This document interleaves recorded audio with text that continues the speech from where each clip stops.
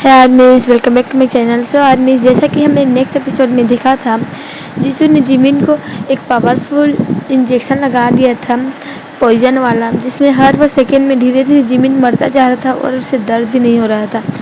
और जिसू ने युंगी और जिमिन सभी को कहा था कि अगर वो जिमिन को बचाना चाहते हैं तो उस जगह में आए जहाँ एंजल्स और डेविल एक होते हैं। ये वही जगह थी जहाँ जिमिन और युंगी की शादी हुई थी। तो चलिए आगे बढ़ते हैं।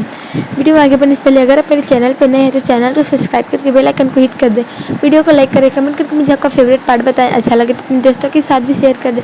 तो चलिए आगे बढ़ते हैं। एंड आदमी, मेरे वॉइस और बैकग्राउंड नॉइस को इग्नोर करना। मेरी तबीयत अभी भी थोड़ी ठीक नहीं है, मुझे अभी भी फीवर और कोल्ड है। फिर भी मैं ज़्यादा दिन के लिए छुट्टी नहीं लेना चाहती थी, इसलिए मैं वीडियो एक्सप्लेन कर रही हूँ। और लव फॉरएवर का नेक्स्ट पार्ट रात को ही आएगा, आप टेंशन मत लेना। तो चलिए आगे बढ़ते हैं।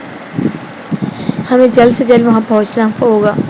सुगा ने जिमिन को अपनी गोद में लेते हुए कहा, बट हम जाएंगे कैसे?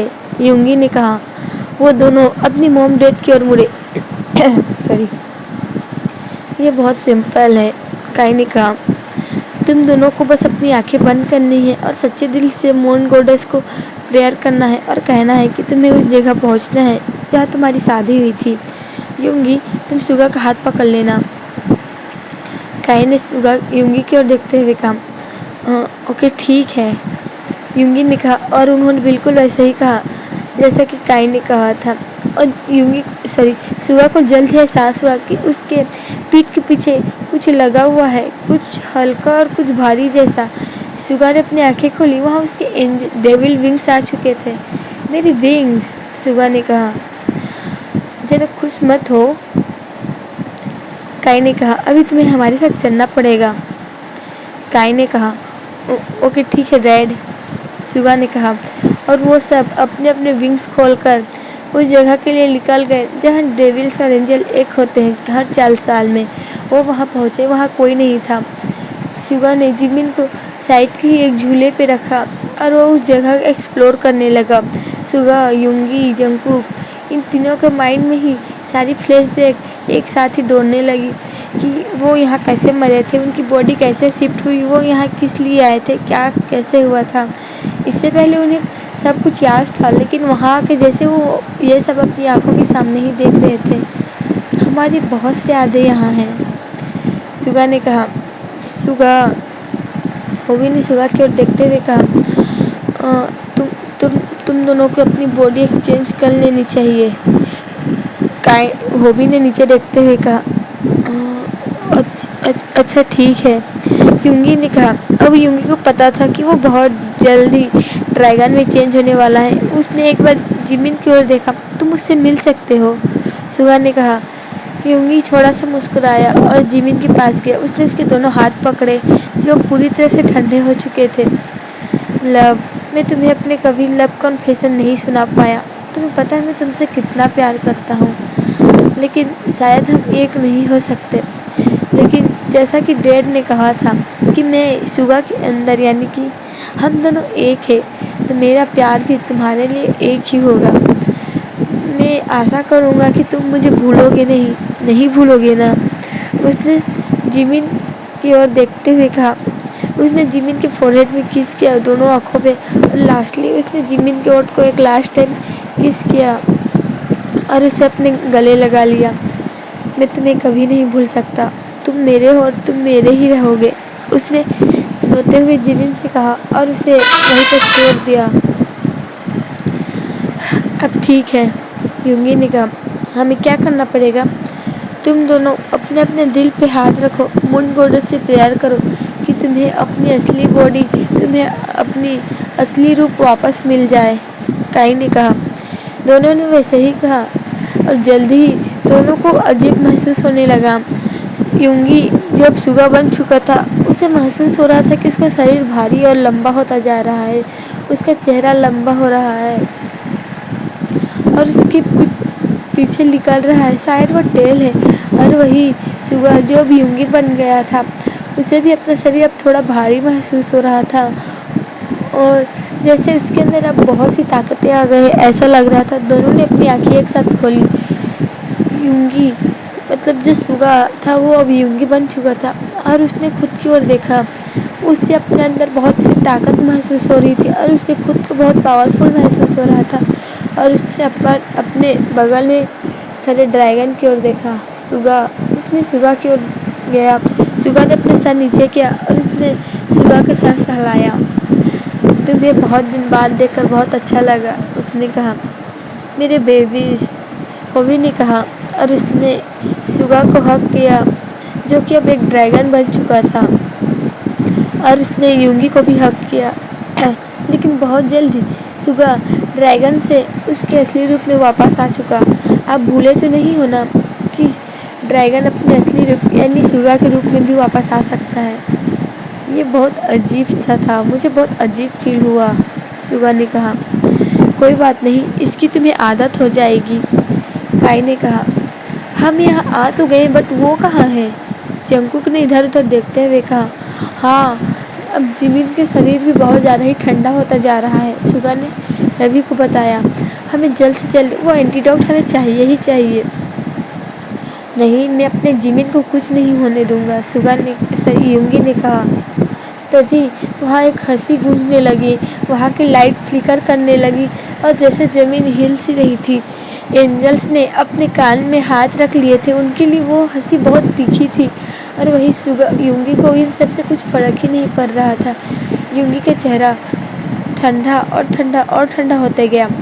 तुम अपनी इस बचकानी हरकत को बंद कर सकती हो, यूंगी ने कहा। मेरे पास अभी तुम्हारे साथ छुपन छुपाई खेलने का टाइम नहीं है। मुझे बस जिमिन का एंटीडोट मुझे वापस चाहिए, मुझे जिमिन का एंटीडोट दो। यूंगी इतने ज़ोर से चिल्लाया कि वहाँ की ज़मीन तक हिल चुकी थी। यूंगी, अपना गुस्सा कंट्रोल करो, तुम यहाँ को नष्ट कर दोगे तो यहाँ एंजल्स भी है जो तुम्हारी इस आवाज़ को नहीं सहन कर सकते हैं, काई ने समझाया। पर डैड, मैं क्या करूँ? मुझे जिमिन का एंटीडोट चाहिए और वो मुझे उसका एंटीडोट नहीं दे रही है, यूंगी ने चिल्लाते हुए कहा। और सुगा भी अपने ड्रैगन वाले रूप में वापस आ चुका। यूंगी जाकर सुगा के ऊपर बैठ गया और वो इधर उधर देखने लगा। मैं तुम्हें आखिरी बार चेतावनी दे रहा हूँ, मैं हेल का होने वाला किंग तुम्हें आदेश देता हूँ कि तुम मेरी आंखों के सामने आओ, सुगा ने चिल्लाया। और जैसे 1 मिनट में ही जिसू और पीटर बोगम सब वहीं पर खड़े थे। तुम अभी तक हेल के राजा बने नहीं हो, जिसू ने चिल्लाकर कहा। लेकिन फिर भी तुम मेरी बात मान रही हो, यूंगी ने स्मृति करते हुए कहा। मुझे तुमसे नफरत है, जिसू ने कहा। जैसे मुझे तुमसे प्यार है, ये अपने सपने भी कभी मैं समझना। मुझे जिमिन का एंटीडोट चाहिए, यूंगी ने कहा। ओ ओ ओ, तो बाजी मेरे हाथ में है, जिसू ने कहा। तुम सब बाकियों को हाईजैक कर लो, उसने उन बाकियों से कहा। और उन्होंने हाँ में सर हिलाया और वो एंजल्स और डेविल्स के बीच जाने लगी। और जिसू बिना पंख के ही उड़ते हुए यूंगी और सुगा की ओर जा रही थी। वो दोनों हवा में लड़ाई कर रहे थे और वहीं नीचे में डेविल्स और एंजल्स जीसू के आदमियों से लड़ रहे थे, जो एक एक करके एक काली जगह से प्रकट हो रहे थे। उनका कोई चेहरा नहीं था, उनके सिर्फ हाथ थे और उनमें कुछ चीज़ें थी जिससे वो उन पर प्रहार कर रहे थे। उन सब के रोकने के लिए वही सब बहुत काफ़ी थे। और वहीं ऊपर में जीसू कुछ कुछ मंत्र पढ़कर यूंगी और सुगा की ओर फेंक रही थी, जिससे यूंगी और सुगा बहुत आसानी से बच जा रहे थे। असल में तो यूंगी चाहे तो जीसू को 1 मिनट में मार सकता है, बट उसे वो एंटीडोट चाहिए जिससे वो जिमिन को वापस ला सकता है। बस बहुत हुआ, यूंगी ने कहा। और वो सुगा के ऊपर से नीचे उतरा। उसके डेविल्स पंख भी ऊपर आ चुके थे और सुगा वहीं पर गोल गोल राउंड लगाने लगा। यूंगी उड़ते हुए जीसू के पास गया और उसने उसका गला जोर से पकड़ लिया। मैंने कहा, मैं यहाँ तुम्हारे साथ खेलने नहीं आया हूँ, मुझे एंटीडोट चाहिए, यूंगी ने चिल्लाते हुए कहा। तुम्हें एंटीडोट चाहिए, जीसू ने बड़ी मुश्किल से कहा। उसने अपने पीछे से एक बोतल निकाली। ये तुम्हें चाहिए ना, लो ले लो, उसने कहा और उसने बोतल नीचे छोड़ दी। यूंगी ने सुगा की ओर देखा। सुगा उस बोतल को पकड़ने के लिए छलांग लगा चुका था, लेकिन बहुत देर हो चुकी थी। वो बोतल वहाँ फट गया। उप्स, लगता है अब तुम्हारी जिमिन को कोई नहीं बचा पाएगा, जिसू ने हंसते हुए कहा। उसकी आंखों से आंसू आ रहा था, क्योंकि यूंगी ने भी उसका गला दबाए हुए था। यूंगी एकटक उस बोतल को ही देख रहा था। उसके अब मन में बहुत ज़्यादा गुस्सा, उसके पूरे शरीर में गुस्सा भरता जा रहा था। उसकी आंखें लाल होती जा रही थी, खून से लाल। और यूंगी ने जीसू को गले से पकड़ा और जोर से जमीन में पटका। जीसू के सर से खून आने लगा। यूंगी जोर से चिल्लाया, धरती जैसे कि फट ही जाती। तुमने ये अच्छा नहीं किया, यूंगी ने आगे बढ़ते हुए कहा। तुमने आज तक जो किया मैं वो सब सहता रहा। तुमने हम लोगों को अलग कर दिया। तुमने हमारी और की मॉम को इतना दुख दिया, हम वो सहते रहे। लेकिन तुमने ये अच्छा नहीं किया। तुम्हें अच्छे से पता है जिमिन मेरे लिए क्या मायने रखता है। हालांकि यीशु के सर और उसके ओठ और उसका गला लाल था, उसके सर से खून आ रहा था, उसके ओठ से भी, लेकिन उसके चेहरे पर एक प्रसन्नता का भाव था, जैसे उसने आखिर यूंगी को हरा ही दिया। तुम्हें क्या लगता है, अगर तुम मुझे एंटीडोट नहीं दोगी कि तो मुझे मिलेगा नहीं? तुम ये गलत सोच रहे हो। अगर मुझे जिमिन नहीं मिला तो मैं इस हेवन, इस पूरे दुनिया को ही तबाह कर दूंगा। ना ही कोई हेल रहेगा, ना ही कोई हेवन रहेगा, और ना ही कोई पृथ्वी रहेगा। मेरे अंदर इतनी ताकत है कि मैं ये कर सकता हूँ, यूंगी ने गुस्से से कहा। और वहाँ अब सभी शांत हो चुके थे, कोई किसी से नहीं लड़ रहा था। यूंगी का गुस्सा सब पे भारी था। वो भी अब रोए जा रहा था। कायू से दिलासा दे रहा था कि सब ठीक हो जाएगा। वो भी अपने बच्चे को इस तरह देखकर टूट सा गया था। वही नामजीन का भी यही हाल था। जिन भी रो रो कर अपना बुरा हाल कर लिया था। जैसे उसे पता चला कि शीशी फूट चुकी है और अब जिमिन को एंटीडोट नहीं मिलेगा। कोई माँ अपने बच्चे को मरते हुए कैसे देख सकती है, वो भी अपनी आंखों के सामने। फिलिक्स अपने मोम की इस हालत पर रो रहा था। हालांकि सभी की आंखों में आंसू थे, लेकिन एक तरह का डर भी था कि जब से यूंगी ने कहा कि वो सब कुछ तबाह कर देगा, और उन्हें पता है कि यूंगी में ये करने की पावर है, वो ये कर सकता है। तुमने गलत आदमी से पंगा लिया है, उसने जीसू की ओर बढ़ते हुए कहा। लेकिन अभी भी जीसू के चेहरे पे वही हंसमुख स्वभाव ही था। अगर तुम चाहो तो मैं तुम्हें इसका फॉर्मूला दे सकती हूँ, जीसू ने कहा। और अब थोड़ा यूंगी भी नॉर्मल हो चुका था और वेदा भी अब थोड़ा नॉर्मल था। सच में? लेकिन मुझे वो रिंग चाहिए, और वो शक्तियाँ भी जो मून गॉडेस ने तुम्हारी वेडिंग पे तुम्हें दी थी। हालांकि मुझे पता है कि इस बारे में अभी तक जिमिन को भी नहीं पता है, लेकिन मुझे ज़रूर पता है। मुझे वो चाहिए। तुम्हें वो कभी नहीं मिल सकता, यूंगी ने कहा। तो तुम भी भूल जाओ, तुम्हें भी जिमिन का फॉर्मूला कभी नहीं मिल सकता, जीसू ने कहा। और उसने अपनी आंखें बंद की और जीसू अपने असली रूप में आने लगी। उसके बाल पूरे घुटने तक सफ़ेद थे। उसके चेहरे पे इतनी झुर्रियाँ थी कि उनकी ओर कोई देखे कभी नहीं। उसके नाखून बहुत बड़े बड़े, उसकी स्किन पूरी काली, उसकी आंखें बैंगनी कलर की, और उसके दांत पीले, नुकीले और लंबे थे, जैसे उन्हें बहुत सालों से ब्रश न किया हो। तुम्हें क्या लगता है कि सिर्फ तुम्हारे पास ही पावर है? मेरे पास भी पावर है, तुम्हें पता है, उसने यीशु ने कहा। मैं अपने आप को खूबसूरत बनाने के लिए कुछ भी कर सकती हूँ, और मुझे जिमिन को वो रिंग चाहिए जिसे मैं मिलाकर वाइन में पीऊँगी, जिससे मैं अमर हो जाऊँगी, कभी नहीं मरूँगी और हमेशा सुंदर ही रहूँगी। फिर इस हेल और हेवन पर मैं राज करूँगी, जिसी ने हंसते हुए कहा। और तुम्हें क्यों लगता है कि तुम ऐसा कर पाओगी? क्योंकि जिमिन की ज़िंदगी मेरे हाथ में ही है। अगर तुम्हें जिमिन चाहिए तो तुम्हें वो पावर्स मुझे देनी ही पड़ेगी। अब फैसला तुम्हारे हाथ में है, जीसू ने कहा। यूंगी एक पल सोचने लगा। यूंगी को अच्छे से पता था कि अगर उसने ये दोनों चीज़ें जीसू को दे भी दी, तब भी जीसू वो जिमिन को बचाने का फॉर्मूला नहीं देगा। यूंगी ने सोचा कि वो कैसे भी करके जिमिन को खुद ही बचाएगा, बट वो हेल और हेवन को कभी जीसू जैसी औरत के हाथ में नहीं देगा। यूंगी ने जीसू की ओर देखा। कभी नहीं, मैं तुम्हें ये पावर्स कभी नहीं दूंगा। लगता है कि तुम जिमिन से प्यार नहीं करते। जीसू ने भी इमोशनल गेम खेलना स्टार्ट कर दिया। मैं उससे प्यार करता हूँ या नहीं ये तुम्हें जानने की कोई ज़रूरत नहीं है, यूंगी ने जोर से कहा। अब उसका सब्र का बांध टूटता जा रहा था। उसने यूंगी जीसू को गले से पकड़ा और उसे एक पिलर पर ले जाकर जोर से दबाया, लेकिन जीसू हंसते ही जा रही थी, जैसे उसे डर ही नहीं रहा कि वो मरेगी। और यूंगी को भी इतना भी समझ आ रहा था कि उसे फिजिकली हार्म करके वो उसे नहीं मार सकता, नहीं मेंटली टॉर्चर करके, बट वो मरेगी तो मरेगी कैसे। यूंगी यही सब सोच रहा था, तभी सुगा ने यूंगी से माइंड लिंक में कनेक्ट हुआ और उसने यूंगी को बताया कि उसे एक बात याद आई। जब पिछले बार वो सब यहाँ इकट्ठे हुए थे, जब यूंगी का ताजपोशी होने वाला था, तब पीटर ने गलती से जीसू का नाम अपने मुंह से लिया था और जीसू बहुत ज़्यादा ही गुस्से हो गई थी, जैसे वो उससे कमज़ोर पड़ती जा रही है। सुगा को ये बात याद थी और उसने यही बात यूंगी को बता दी। अब यूंगी के चेहरे पे एक विजयी का भाव था।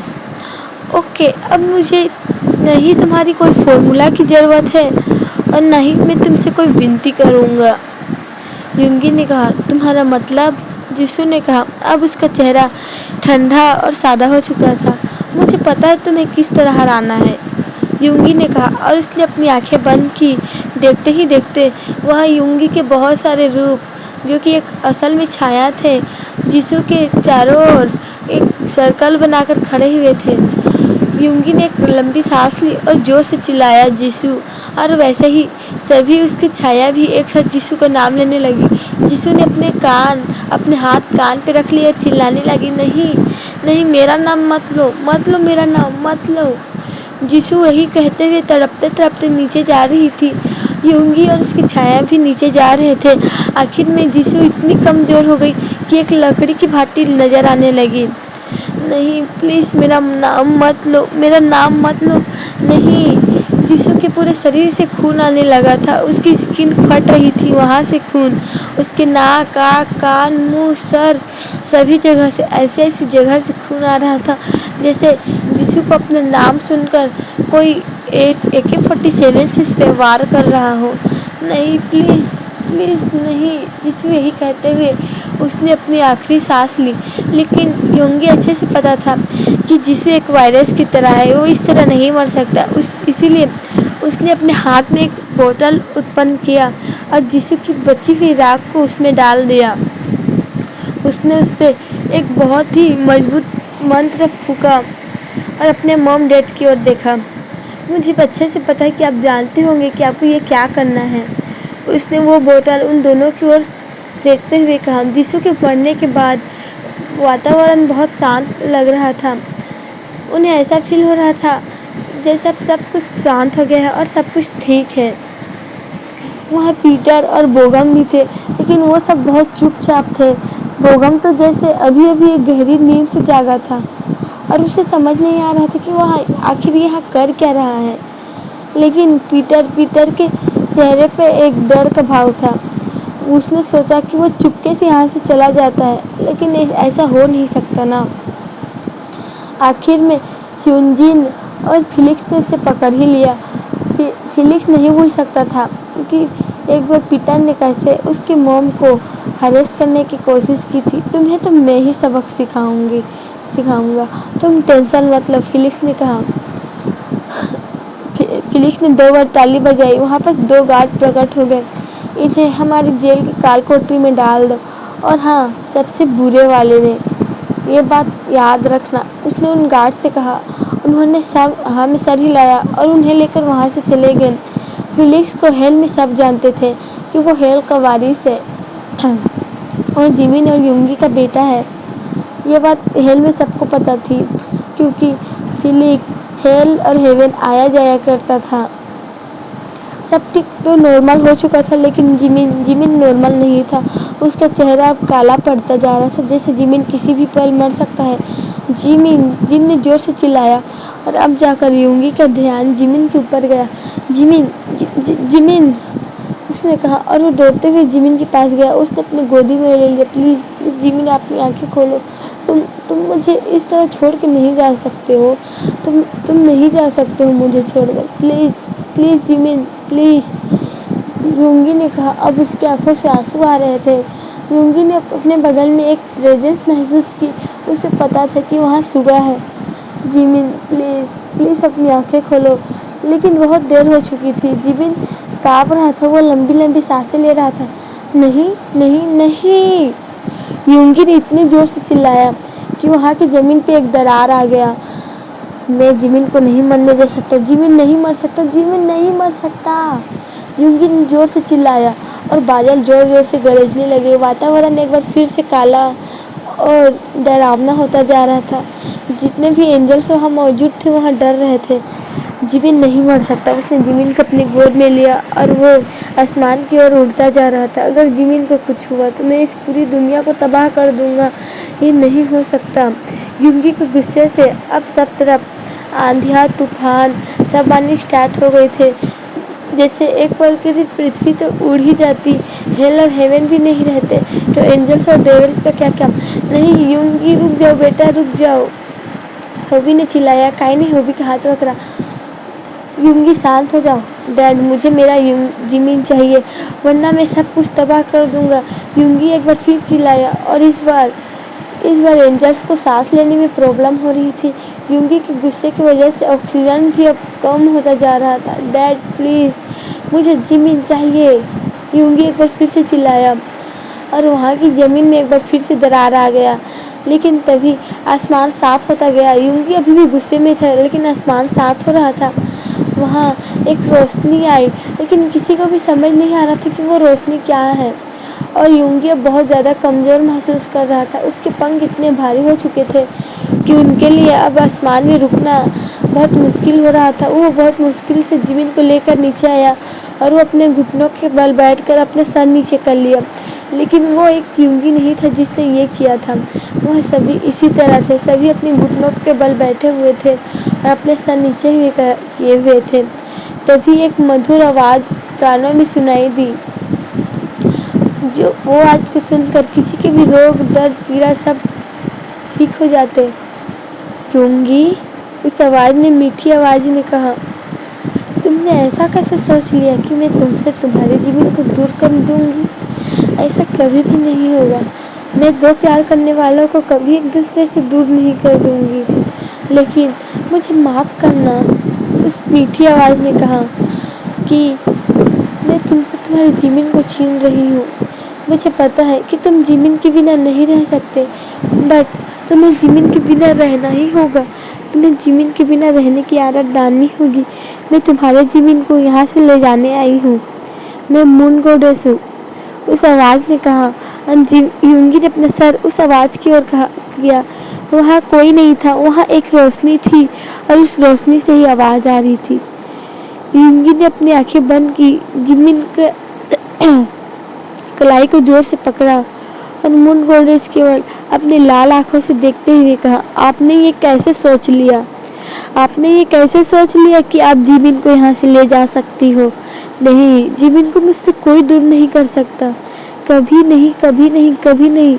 यूंगी, काई ने यूंगी की ओर देखते हुए कहा। उसे मून गॉडेस के साथ यूंगी को बहस करना अच्छा नहीं लग रहा था। नहीं डैड, शायद आप मेरी जगह मॉम को जाने दे देते, लेकिन नहीं, मैं अपने जिमिन को यहाँ से जाने नहीं दूंगा। आपको पता नहीं मैं जिमिन से कितना प्यार करता हूँ। वो मेरा दिल है, वो मेरी आत्मा है। अगर आपको जिमिन को लेकर जाना है तो आपको उससे पहले तबाही देखनी पड़ेगी। मुझे पता है आप चाहे तो आप मुझे अभी 1 सेकंड में मार सकते हैं, लेकिन आपके मारने से पहले ये एंजल्स की दुनिया, ये डेविल्स की दुनिया और वो इंसान की दुनिया सब तबाह हो जाएगा। मुझे मेरा जिमिन चाहिए, मतलब चाहिए, मतलब चाहिए, यूंगी ने जोर से कहा। और वो डायरेक्ट उसी डायरेक्शन में देख रहा था जहाँ से वो किरण और वो आवाज़ आ रही थी, वो सफ़ेद किरणें। तुम्हें जिमिन ही क्यों चाहिए? तुम कहो तो मैं तुम्हें जिमिन से भी अच्छा कोई ला कर दे सकती हूँ। जिमिन से भी सुंदर, जिमिन से भी प्यारा, और वो जिमिन से भी ज़्यादा तुम्हें प्यार कर सकता है। ऐसा हो नहीं सकता, सुगा ने कहा। आप कभी उस व्यक्ति को ला ही नहीं सकते जो जिमिन जितना मुझे प्यार कर सके, जो जिमिन जितना मुझे अपना माने। जिमिन एक एंजल्स होते हुए भी उसने डेविल के साथ रहना चूज़ किया। वो चाहे तो मुझे रिजेक्ट कर सकता था, लेकिन उसने आपके फैसले को सहानुभूति दी। उसने आपका कहना माना। जब आपने हमें मेट बनाया, आपको ये सोचना चाहिए था एक डेविल और एक एंजल कैसे मेट बनेंगे, लेकिन आपने नहीं सोचा। आपने हमें मेट बनाया। और अब मैं जब जिमिन को बिना एक पल नहीं जिंदा रह सकता, तो आप कह रही हो कि आप जिमिन को मुझसे दूर करोगी। ऐसा कभी नहीं होगा। इससे पहले कि आप मुझसे जिमिन को दूर करो, मैं खुद के साथ साथ पूरी दुनिया को अपने साथ ले डूबूंगा। मैं खुद तो मरूंगा, लेकिन ये दुनिया भी तबाह हो जाएगी, जहाँ कोई एंजल नहीं रहेगा, कोई डेविल नहीं रहेगी, कोई इंसान नहीं रहेगा। आपको इस दुनिया को फिर से बनाना होगा। और आप जब इस दुनिया को फिर से बनाओ, तो एक बात याद रखना कि कभी एंजल और डेविल को एक साथ मत करना, वरना आपको ये नज़ारा हर बार यही सब देखने को पड़ेगा, क्योंकि आपको प्यार का मतलब नहीं पता है। आप मून गोडेस हो, आपने हमें बनाया है, लेकिन आपने प्यार को नहीं बनाया। प्यार दो व्यक्तियों के बीच होता है। प्यार क्या नहीं जाता, प्यार बस हो जाता है। और प्यार कोई ऐसी चीज़ नहीं है जो एक को छोड़कर दूसरी से हो जाए। अगर एक को छोड़कर दूसरी से हो जाए तो वो प्यार नहीं, वो ईर्ष्या है, वो लालच है, वो प्यार हो ही नहीं सकता। हालांकि ऐसा बहुत कोई होंगे जो दूसरों के लिए अपने प्यार को त्याग कर सकते होंगे, लेकिन मेरे लिए जिमिन ही सब कुछ है। जिमिन मेरी दुनिया है और मैं जिमिन की दुनिया हूँ। अगर आप हमें एक नहीं कर सकते तो आप हमें अलग भी नहीं कर सकते। मैं मरूंगा, मैं जिमिन के साथ मरूंगा और मेरे साथ ये पूरी दुनिया मरेगी। ये बात याद रखना। यूंगी ने उसी डायरेक्शन में देखते हुए कहा और उसने जिमिन को अपने गोद में उठाया और वो खड़ा हो गया। आप बस देखती रहो, यूंगी ने कहा, लेकिन उसके लिए खड़ा होना बहुत मुश्किल हो रहा था। तभी यूंगी को महसूस हुआ कि उसका शरीर बहुत हल्का हो चुका है। अब वो बिना किसी दबाव के खड़ा हो सकता है। बहुत अच्छे, बहुत अच्छे, उस आवाज़ में हंसते हुए कहा। तुम्हें पता है, आज तक मैंने बहुत से डेविल्स देखे हैं, एंजल्स देखे हैं जो अपने पार्टनर को वापस चाहते हैं, लेकिन जब मैं उन्हें प्यार से समझाती हूँ, या मैं उन्हें गुस्से से समझाती हूँ, या मैं उन्हें ऑफर देती हूँ कि मैं उनके बदले कोई और दूंगी, तो हमेशा वो मान जाते हैं। लेकिन तुम यूंगी, तुम सबसे अलग हो। तुम इस बात के लिए कभी नहीं माने हो और मुझे तुम पे गर्व है। उसने मून गोडर से कहा। जिमिन की ओर देखो। सभी की नज़र जिमिन की ओर थी। जिमिन अब पहले जैसा ही था, उसकी स्किन चमक रही थी। जिमिन अपने एंजल रूप में वापस आ चुका था। मैंने तुम्हारे जिमिन को तुम्हारे लिए वापस भेजा है और मुझे अच्छे से पता है कि तुम जिमिन का अच्छा से ख्याल रखोगे। सुगा, उसने सुगा की ओर देखते हुए कहा, मैं तुम्हें तुम्हारे ड्रैगन रूप से आज़ाद करती हूँ। तुम अब यूंगी के शरीर में ही रहोगे, एक शरीर में दो जान। और तुम्हें जिमिन कभी भी नहीं भूलेगी। और यहाँ तक कि मैं तुम सबको भी एक वरदान देती हूँ कि तुम सब अपने मन की इच्छा पूरी कर सकते हो। और हाँ, मैं एक चीज़ और करना चाहती हूँ। मून गोडेस ने कहा, आज से कोई भी डेविल्स एंजल्स की दुनिया में जा सकता है और कोई भी डेविल्स बिना किसी डर, बिना किसी घबराव के, बिना किसी पाबंदी के डेविल्स की दुनिया यानी हेल में जा सकता है। आपका बहुत बहुत शुक्रिया मून गोडेस। नामजुन और काइन ने अपना सर झुकाते हुए कहा, फिलहाल के लिए अभी वो हेवन और हेल के किंग थे, तो उनके लिए ये शुक्रिया करना तो बनता ही था। यूंगी मेरे बच्चे, मुझे तुम पर बहुत गर्व है और मुझे अच्छे से पता है कि तुम अपने जिमिन का अच्छे से ख्याल रखोगे। मैं अब चलती हूँ, तुम सब अपनी ज़िंदगी अच्छे से जीना। मून गोडेस ने कहा। यूंगी ने हाँ में सर हिलाया और मौसम अब बहुत शांत और सुहाना हो चुका था। सबके चेहरे पर एक खुशी का भाव था। तभी जिमिन की आंखें खुली। मैं कहाँ हूँ, जिमिन ने कहा और उसने इधर उधर देखा। उसकी नज़र यूंगी पे गई। यूंगी, जिमिन ने कहा और उसने उसे जोर से हक कर लिया। यूंगी ने भी उसे जोर से हक किया। जिमिन हक ब्रेक करने के बाद उसने सभी तरफ के फोरहेड को किस किया यूंगी के, और उसने अपने मॉम डैड की ओर देखा। मॉम डैड, उसने नामजुन की ओर देखा और उसने जाकर उन्हें टाइटली हक कर लिया। फिर उसने काइहोप को भी हक किया। मॉम, एक आवाज़ आई। जिमिन ने पलट कर देखा, वहाँ फिलिक्स था। फिलिक्स, मेरे बच्चे। जिमिन ने कहा और फिलिक्स ने रोते हुए जिमिन को टाइटली हग कर लिया। ठीक है यार, मैं आज के लिए इतना ही। आपसे फिर मिलेंगे नेक्स्ट एपिसोड में। तब तक के लिए बाय। कमेंट करके मुझे आपका फेवरेट पार्ट जरूर बताना।